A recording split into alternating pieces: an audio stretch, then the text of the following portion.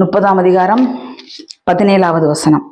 தகப்பனை பரியாசம் பண்ணி தாயின் கட்டளைகளை அசட்டை பண்ணுகிற கண்ணை நதியின் காகங்கள் பிடுங்கும், கழுகின் குஞ்சுகள் தின்னும்.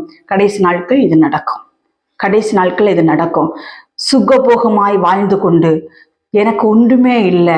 நான் இன்னைக்கு சொல்லுவேன், கர்த்தருடைய பிள்ளைகளே, யாருக்கு எப்பப்ப எந்தெந்த ஆபத்துகள் வரும்னு தெரியாது கர்த்தருடைய பிள்ளைகளே. அதில் இன்றைக்கு நான் ஒரு வார்த்தை சொல்லுகிறேன்.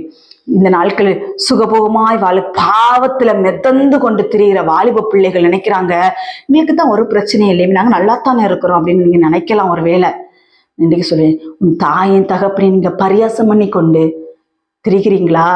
உங்க அம்மா அப்பாவை நீங்க ஊரெல்லாம் தூசிச்சு கொண்டு திரிகிறீங்களா? உங்களால உங்க பெற்றோருக்கு அவமானங்கள் வருதா, நிந்தைகள் வருதா, போராட்டங்கள் வருதா? கர்த்தர் சொல்லுகிறார், உன்னுடைய கண்ணை நதியின் காகங்கள் பிடுங்கும், கழுகின் குஞ்சுகள் தின்னும் என்று